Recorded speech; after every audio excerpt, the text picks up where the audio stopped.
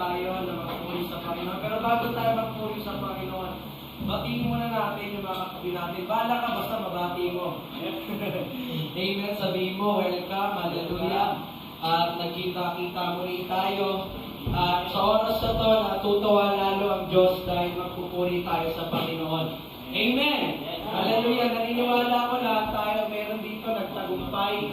Amen. Meron nakaranas ng pagpapala. May nakaranas din dito ng problema, pagsubok. Amen. Iba-iba man tayo ng nararanasan, nagtagumpay man o nabigo man tayo, ay huwag tayong mawalan ng pagpupuri sa Panginoon. Amen. Hallelujah. Naniniwala ba kayo na walang imposible sa Diyos? Hallelujah. Kung naniniwala ka, ipakita mo sa Panginoon ang pagpupuri at pagsamba mo. Amen. Kaya sa oras na ito, purihin natin ang Diyos. Hey!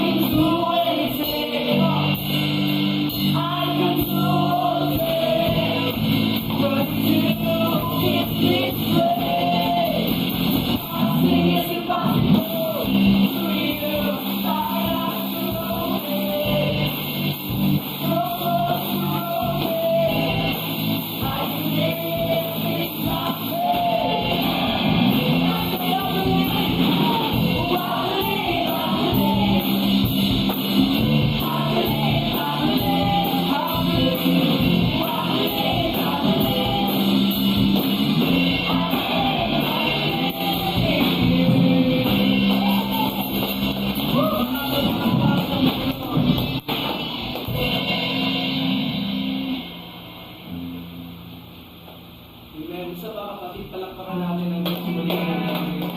Amen. Patuloy tayo sa presensya ng Panginoon. Hallelujah. Huwag tayo tumigil na purihin ng Diyos. Hallelujah. Marapat siyang sambahin sa oras na ito. Hallelujah. Handa natin kapatid. Sabihin tayo ay nasa simbahan. Ang purpose kung bakit tayo nasa simbahan, walang iba kundi purihin ng Diyos. Hallelujah. Sabihin natin sa Diyos, Lord, I am here to worship you, Jesus. Hallelujah.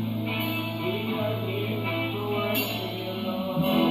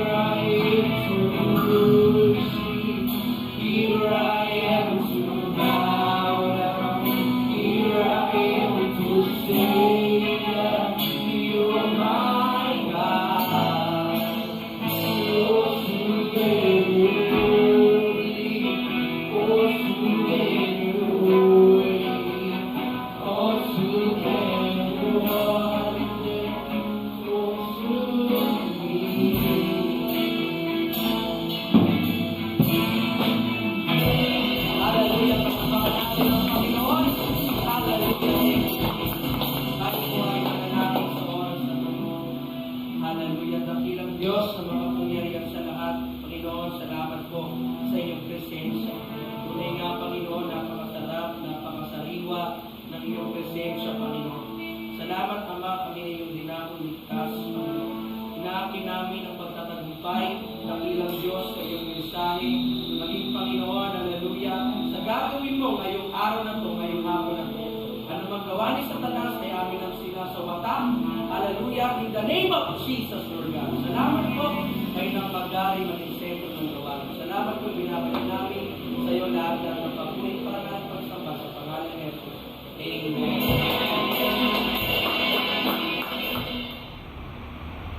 Praise the Lord. Amen. Hallelujah. Magandang hapon. Amen. Tayo ay magsisimula na sa ating gawain. Patuloy tayo pagpalain ng ating Panginoon. Hallelujah. Tayo po ay tumayo at tayo po ay manalangin. Praise the Lord. Tayo po ay manalangin panumandali. Amang banal na makapangyarihan sa lahat, yung puri ka namin, Panginoon, sinasamba ka namin. Una sa lahat, Panginoon, kami po ay lumalapit sa inyo na nagpapakumbaba na kami po, Panginoon, God, yung patawarin ni Jesus sa aming mga nagawang kalikuan. Kami, Panginoon, yung patawarin, Panginoon, God, na sa oras na ito, Panginoon, ang aming mapapakinggang salita mo ay aming itong may pamuhay sa aming buhay, sa buhay at magsilbing kalakasan po namin sa aming mga pagsubok na mga nararanasan. Maraming salamat po sa iyo na binabalik ang papuri po sa pangalan ni Jesus. Amen. Praise the Lord. Hallelujah. Bagamat tayo ay nakakaranas pa rin ng pandemya, mga lugar natin po ay ngayon ay may mga lugar pa rin na nakasa GCQ. Amen. Karamihan pa ng lugar ay under GCQ pa din. Kaya po yung ating gawain ngayon ay through live stream. Amen. Sa mga mananampalataya na hindi nakakapunta ng church dahil nasa edad kayo na 21 pababa or something na ikaw ay matanda ay hindi pa pwedeng pumunta ang simbahan.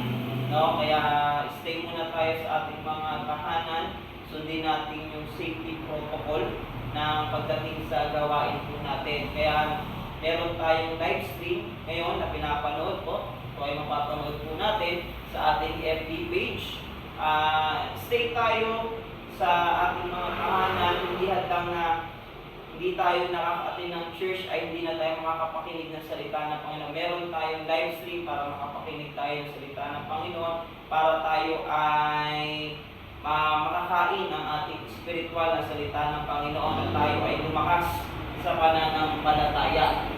Kaya ngayong mga oras na to, tayo po ay darapon sa salita ng ating Panginoon, mga kapatid. Kung meron po kayong Biblia, ay makibukas po kayo sa akin sa aklat po ng Santiago chapter 1, verse 2 hanggang 8. Akin pong babasahin at ganito po ang pagkakasabi.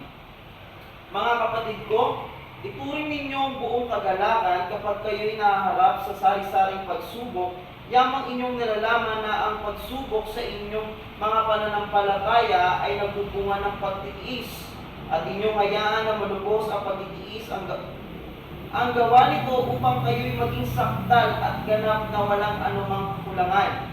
Ngunit kung ang sino man sa inyo ay nagkukulang ng karunungan, humingi siya sa Diyos na nagbibigay ng sagana sa lahat at hindi nanunumbat at iyon ay ibibigay niya sa Kanya. Ngunit, humingi siyang may pananampalataya na walang pag-aalinlangan, sapagkat ang nag-aalinlangan ay katulad ng alon sa dagat na hinihipan at ipinapadpad ng hangin. Sapagkat ang taong iyon ay hindi dapat mag-akala na siya'y tatanggap ng anumang bagay mula sa Panginoon. Siya ay isang taong nagdadalawang isip, di matatag sa lahat ng kanyang mga lakad. Purihin po ang pagbabasa ng salita ng ating Panginoon. Dito sa verse and chapter na ito, napakaganda po na tayo po ay ini-encourage, mga kapatid, na tayo ay huwag sumuko sa mga problema na ating mga nararanasan, sa ating mga pagsubok na hinaharap. Kaya nais kong ibahagi sa oras na to yung pinamagatang huwag kang bibitaw. Amen. Naranasan na ho ba natin sa ating buhay na tayo ay bumitaw? Amen. Naranasan na ho ba natin na nasa mga bagay na minsan na tayo ay nakakapag-isip na gusto na nating bumitaw? Nandiyan pa ba tayo mga kapatid? Amen. Kaya nais kong ibahagi sa iyo, hallelujah, sa bawat isa sa atin, huwag kang bibitaw. Sabi mo nga sa katabi mo, huwag kang bibitaw. Alam niyo po mga kapatid, maraming tao, hallelujah, kapag nakakaranas ng mga problema, nakakaranas ng mga pagsubok, at kapag nahihirapan na, at kapag nandun na sila sa sukdulan, na hirap na sila, hindi na nila kaya, ang gusto nila ay bumitaw. At pag bumitaw sila, ito yung ibig sabihin na minsan, nawawalan na ng pag-asa, minsan gusto nang itigil ang kanilang buhay dahil sa mga bagay na nangyayari sa kanilang buhay na kahirapan. Kaya, ngayong oras na ito, nais kong i-encourage ka, nais kong sabihin sa iyo, huwag kang bibitaw. Na kahit anong mangyari, huwag kang bibitaw sa paglilingkod, huwag kang bibitaw sa Panginoon, huwag kang bibitaw sa pananampalataya mo. Amen. Dahil yung mga nararanasan mo, yung mga nangyayari sa iyo, nangyayari sa atin, nararanasan natin ay meron niyang katapusan. Dito lang yan sa sanlibutan, dito lang yan sa lupa. Amen. Yung kahirapan, dito lang yan sa lupa. Dahil kapag tayo ay kinuha na ng Panginoon at nasapiling tayo ng ating Panginoon na mararanasan na natin ay kagalakan, mararanasan na natin ay ang katagumpayan, ang pag-ibig niya. Amen. Kaya po, nais kitang i-encourage sa kabila na nangyayari sa iyo, huwag kang bibitaw.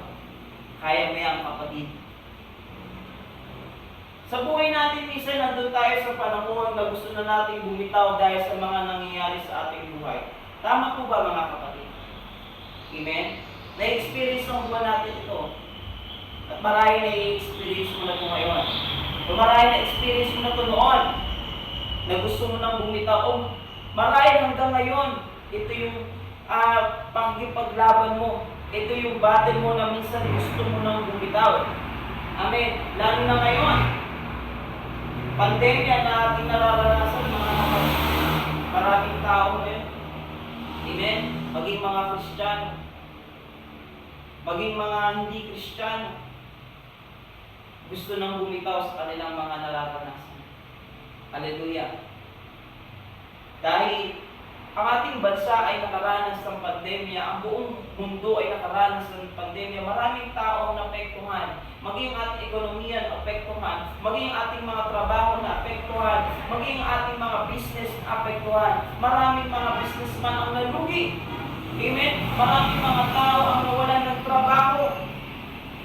At maraming tao ang nagsabi na gusto ko nang bumitaw dahil sa mga nararanasan nila. Dahil nawalan ng trabaho, ang kasunod ay nagutom. Amen? Pero alam mo kapatid, nais ko sabihin sa iyo, huwag kang bibitaw kahit napakahirap man ng mga nangyayari sa iyong buhay. Hallelujah. Kung titingnan natin, mga kapatid, kapag nandun tayo sa gitna ng ating mga nararanasan, tandaan natin, mayroong Diyos na nag-iisa na tayo ay tutulungan niya. Hello, mga kapatid. Merong Diyos na tutulong sa atin para tayo ay Kanyang tulungan. Amen? Kanyang tayo ay aangatin. Hallelujah. Ganyan ang ating Panginoon. Praise the Lord. Alam mo kapatid, sa buhay po natin mga kapatid, ang Diyos po ay hindi tayo binibitawan. Hallelujah. Kahit gusto mo na bumitaw ang Diyos, hindi ka niya binibitawan. Kahit gusto mo na iwan ng Panginoon, ang Diyos hindi ka iiwan. Kahit gusto mo nang sumuko, ang Diyos ay hindi susuko sa iyo. Kahit nahihirapan ka na, ang Diyos ay patuloy na ikaw ay kanyang tutulungan. Hallelujah. Kaya po, sa oras na to, kapatid, may mga dapat tayong gawin upang huwag tayo bumitaw. Gusto mo ba na matutunan o malaman, mga kapatid, na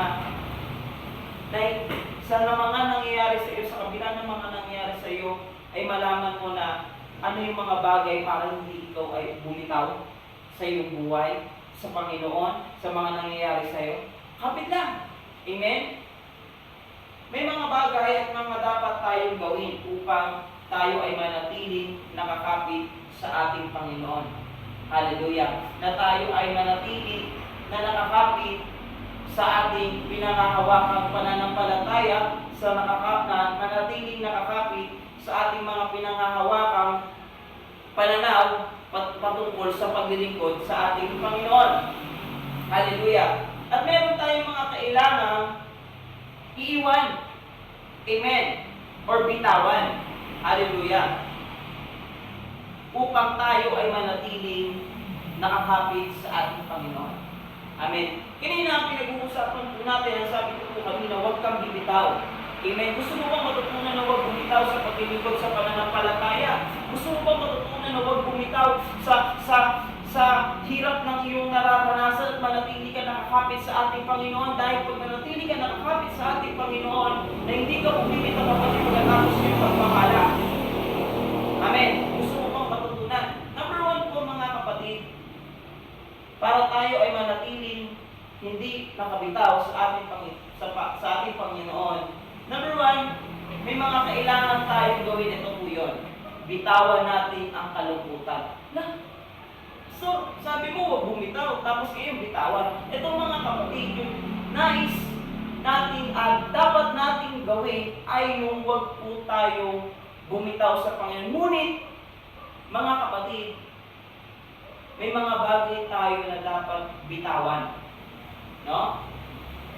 Sa ating buhay upang manatili tayo hindi nakabitaw sa ating Panginoon. Ano yon? Yung kalungkutan. Minsan po kasi, mga kapatid, kapag nakakaranas tayo ng mga problema, mga pagsubok, nakakaranas tayo ng mga paghihirap sa buhay po natin, tayo po ay nalulungkot. At pag tayo po ay nalulungkot, tayo po ay nalulugmok sa isang sitwasyon, sa isang bagay na ating nararanasan. At pag nalugmok po tayo, nandiyan po papasok po tayo ay magsasalpiti, nandiyan po papasok po na tayo ay panghihinaan, nandiyan po papasok na yung ating kaisipan, magkakaroon ng mga negatibo kaisipan, papasukan ng mga negatibo. Amen? Dahil sa kalungkutan. Hallelujah! Ano po ang sabi sa James chapter 1, verse 2? Mga kapatid ko, ituring ninyo ang buong kagalakan kapag kayo'y naharap sa sari-saring pagsubok. Praise the Lord! Amen. Ito po rin dapat natin kailangan gawin. Kapag nakakaranas tayo ng mga sari-saring mga pagsubok, sari-saring mga problema, tayo po ay magalak. Amen. Huwag po tayong malungkot. Kaya yung kalungkutan, kailangan mong bitawan yan upang ang kagalakan ay iyong mapanghawakan. Amen. Ang problema kasi sa ating mga kapatid, hallelujah, kapag nakakaranas tayo ng pagsubok, malulungkot tayo. Sinasabi natin sa iyo, problema na naman, ano ba naman ito, pagsubok na naman. Hallelujah. Pero gusto mong manatili nakahawak sa Panginoon, gusto mong manatili na hindi bumibitaw sa Panginoon, nalulungkot ka nga eh. Dahil nakakaranas ka ng pagsubok, kaya yung yung kalungkutan, amen, iyong bitawan upang manatili tayong hindi bumibitaw sa ating Panginoon. Amen? Kapag binitawan mo yung kalungkutan, I tell you this, mananatili ka nakakapit sa ating Panginoon. Mananatili ka, ang iyong pananampalataya ay hindi pa rin nakabitaw sa ating Panginoon. Amen. Kalungkutan, mga kapatid, maraming tao ang biktima ng kalungkutan. Marahil ikaw ngayon ay biktima ng kalungkutan. Amen? May problema kang pinagdadaanan, ikaw ay nalulungkot. Halos sa kalungkutan mo, andyan na yung mga pagkakataon na ikaw ay gulong-gulong, ditong-dito na. Hindi alam na yung gagawin. Amen? Church, bitawan mo yan. Yung kalungkutan mo. Ang kailangan natin gawin, ang kailangan mong gawin, muli kang mag-alala. Maging masaya ka sa kapila ng mga nangyayari sa iyo. Amen? Yung kalungkutan niya, papalitan ng Panginoon ng kagalangin mo. Amen? Yan yung kailangan natin gawin, kapatid. Bitawan ang kalungkutan upang manatiling nakakapit sa ating Panginoon. Amen? Bitawan natin. Hallelujah. Yung kalungkutan na nangyari sa atin, walang may dudulot na maganda yan.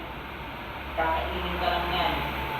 Amen? Ang kalungkutan hanggang sa ikaw ay ma-depress. Hanggang sa ikaw ay magkaroon ng anxiety. Amen? Dahil nalulungkot ka. May mga kapatid tayo sa pananampalataya na napanghihinaan, na nadadala ng mga problema, ng mga pagsubok. Ipag-pray natin sila. Amen? Huwag kang malungkot na ganun ang nangyayari sa kanila. Pagpus mga kapatid, hallelujah, ipag-pray natin sila. Amen? Hindi naman sinasabi na maging masaya ka dahil ganun nangyari sa kanila. Amen? Ang ibig ko sabihin, dahil ganun ang nangyayari sa kanila, ipag-pray mo sila. Gawin mong kagalakan mga kapatid, yung kalungkutan na nangyayari din sa kanila. Kaya sila nagkakaganda, nalulungkot sila dahil hindi na sila nakakapagdinig ng salita ng Panginoon. Hindi na sila nai-encourage. Amen? Kaya ikaw yung magsilbing kagalakan nila mga kapatid upang sila ay lumakas. Ikaw yung magsilbing instrumento ng Diyos na gagamitin upang sila ay may encourage. Amen? Ano ang kailangan natin gawin? Bitawan yung ating kalungkutan. Amen? Upang mapakawakan ang kagalakan.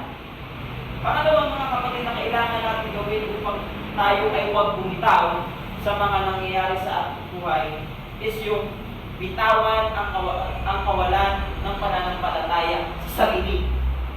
Ayan. Praise the Lord. Bitawan natin yung kawalan ng pananampalataya. Hallelujah. Kaya kung bakit maraming Kristiyano ang nagiging maraming Kristiyano ang bumabagsak, maraming Kristiyano ang hindi nakakapagpatuloy, maraming Kristiyano ang hindi nakakausad, hindi nakaka-move on. Hallelujah. Takot harapin ang mga problema, mga pagsubok dahil walang pananampalataya. Amen? Marami din ang nararanasan mo. Pandemya ngayon, lagi natin iniisip, wala naman ako magagawa, wala akong trabaho, ganito na lang ako, ganyan na lang ako. Amen? Kapatid, kapag ganyan na ang mindset mo, ibig sabihin, ikaw ay unti-unti nang bumibitaw sa paglilingkod mo sa Diyos. Amen? Unti-unti nang bumibitaw ang pananampalataya mo sa Panginoon. Kaya nais ko sabihin sa iyo, sa oras na to, bitawan mo yung kawalang pananampalataya mo sa iyong sarili. Ano sabi sa James chapter 1 verse 3 to 4? Yamang inyong nalalaman ng pagsubok sa inyong pananampalataya ay nagbubunga ng pagtitiis at inyong hayaan na malubos sa pagtitiis ang gawa nito upang kayo'y maging saktan at ganap na walang anumang kakulangan. Amen?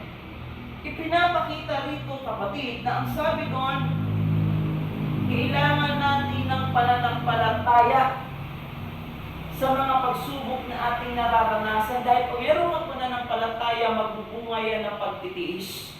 Kaya po tayo bumabagsak sa mga pagsubok na nararanasan po natin. Kaya po tayo bumibitaw sa mga nangyayari sa atin kasi po tayo po ay nawawalan ng pananampalataya. Pag nawalan ka ng pananampalataya, hindi mo na napagtitiisan. Kaya iniisip na give up na lang ako. Tigil na lang ako. Hinto na lang ako sa paglilingkod. Ayoko na. Bigay na ako, ganyan naman sila. Hello? Kapatid, kagaling mo yan. Yung kawalan ng pananampalataya. Dapat lagi kang positive. Amen? Dapat lagi kang, lagi tayo mga kapatid na laging masaya. Amen? Lagi dapat tayo nagtitiis Kasi pag pinagtitiisan mo yung nangyayari sa'yo, ibig sabihin may pananampalataya ka sa Diyos. At pag na may pananampalataya ka, magbubunga yan ng pagtitiis. Balik, ano lang yan eh, parehas lang yan mga kapatid. Pag nagtitiis ka, sa mga nangyayari sa'yo, ibig sabihin may pananampalataya ka na masusolusyonan yung mga nangyayari sa'yo. At pag pinanampalataya naman, magbubunga yan ng pagtitiis. Amen? At kapag tayo ay nanampalataya, mananatili tayong nakakapit pa rin sa ating Panginoon. Kapatid, panahon na para bitawan niyang pananampalataya mong patay. Pananampalataya mong natutulog. Yung kawalan ng pananampalataya. Panahon na para bitawan niya. Muli kang magising. Muli mo kamunin yung sarili mo. Ano? Mananatili ka ba ganyan? Mananatili ba akong ganito? Urong sulok? Amen? Lalago? Hindi. Aapoy? Hindi. O aapoy, mapanghihinaan, aapoy, manlalamig. Di ba? Hindi dapat gano'n. Hallelujah. Bitawan mo na yan. Ang kawalan ng pananampalataya mo. Muli ko mag-ibig sa kapag at pinatamangan at huwag kang bibitaw sa mga nangyayari sa buhay mo. Kung gusto mo magtagumpay sa hamon ng iyong buhay, manatili kang hindi bumibitaw sa ating Panginoon.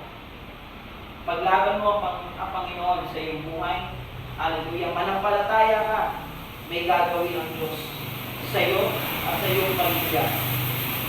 Parang ito mga kapatid na kailangan po natin gawin upang tayo ay hindi bumitaw sa ating Panginoon is yung bitawan natin ang ating pag-aalinlangan o bitawan ang pag-aalinlangan.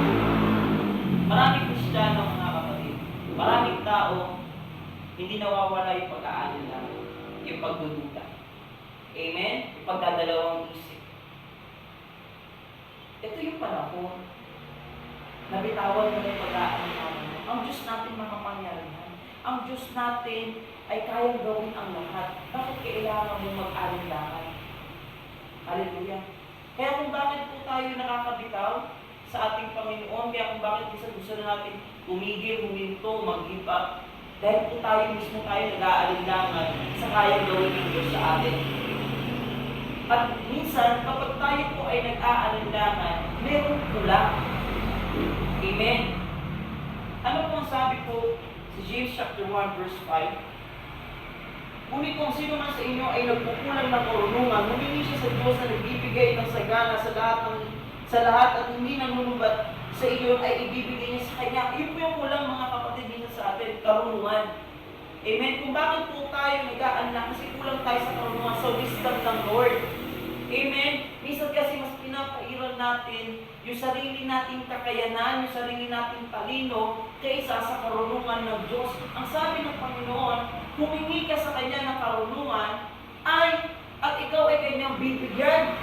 Amen? Kung nagkukulang tayo ng karunungan, humingi tayo sa Panginoon. Kasi pag meron kang karunungan, kapatid, ang sabi po sa verse 6,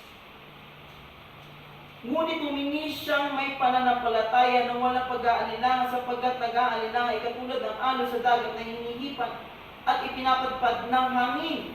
Sapagkat ang taong iyon ay hindi mag-aakala na siya'y tatanggap ng anumang bagay mula sa Panginoon.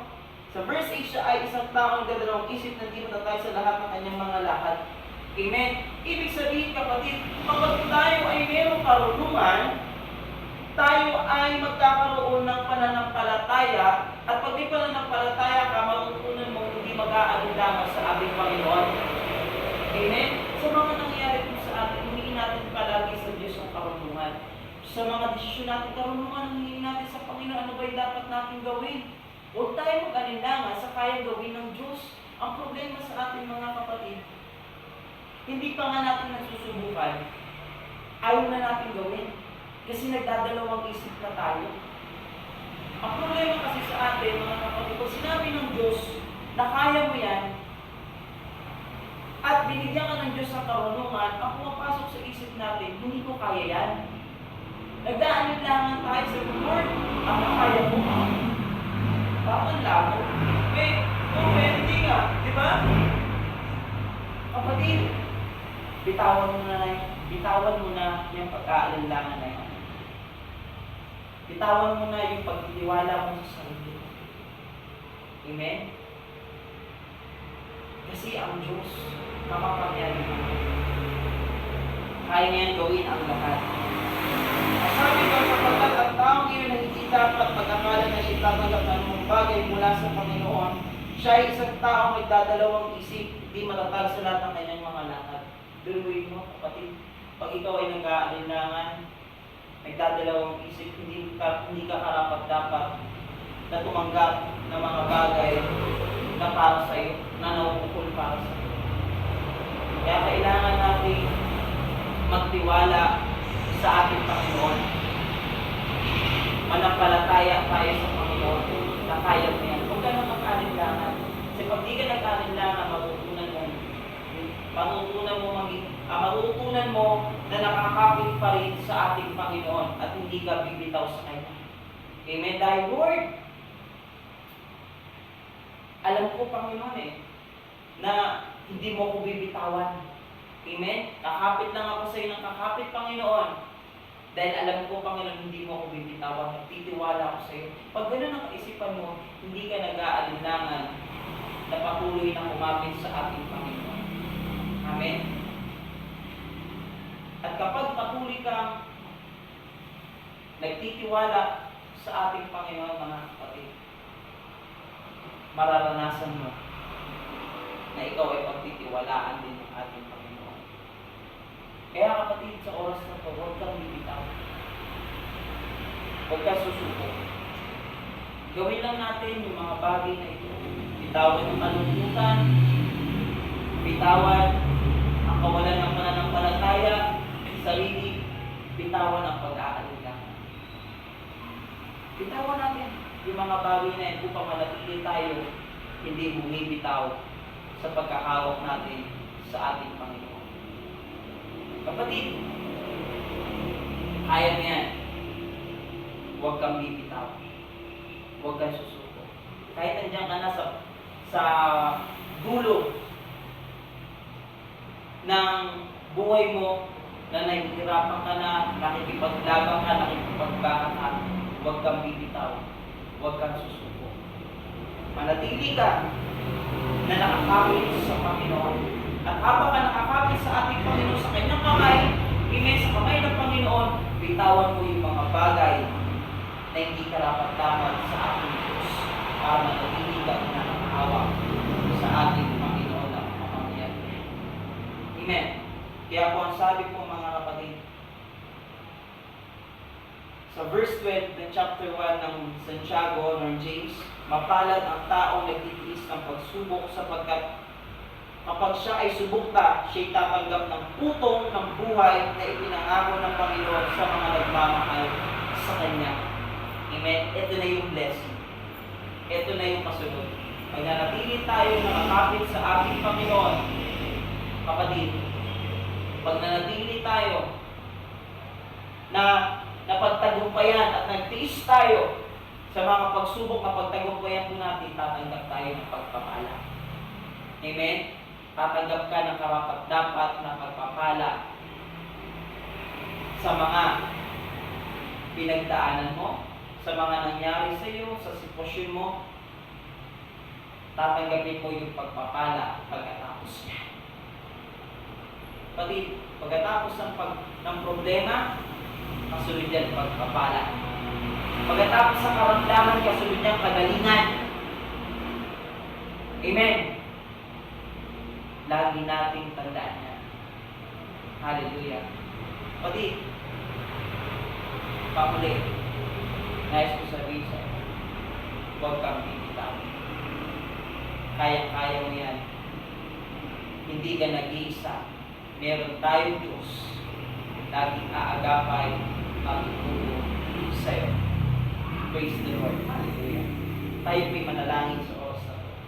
Bigyan natin ang ating mga mata. Hallelujah. Tayo po'y manalangin. Panginoon Diyos na makapangyarihan sa lahat, pinupuri ka namin, pinapasulapan. Panginoon, salamat po sa mensahe mo na kami yung pinalakas, na kami yung tinuruan, na huwag kami bibitaw, na huwag kami, Panginoon God, hallelujah, nasusuko sa kabila ng mga problema na aming mga nararanasan. Dalangin ko, Panginoon, patuloy mo kami, Panginoon, palakasin, patuloy mo kami turuan, patatagin sa pananampalataya. Panginoon Diyos, maraming salamat. Ang bawat may karamdaman, iyong pagalingin sa pangalan ni Jesus, sa pangalan ni Jesus. Ikaw ang bigay ng kagalingan, Panginoon, at pinapalayas ko ang karamdaman sa kanilang mga katawan sa banal na dugo ni Jesus. Jesus' name. Panginoon, sa oras na ito, ibuhos mo yung pagpapala sa bawat isa. Ibuhos mo yung apoy, ibuhos mo yung encourage sa kanilang mga buhay. Maraming salamat po, Panginoon Diyos. Sa oras na ito, dinadakila ka namin, pinupuri ka namin. Sa iyo namin binabalik yung pagpuri at pagsamba at ang luwalhati sa iyo lamang bugtong na anak na si Jesus. Amen. Praise the Lord. Hallelujah. Palakpakan natin ang aming Panginoon. God be the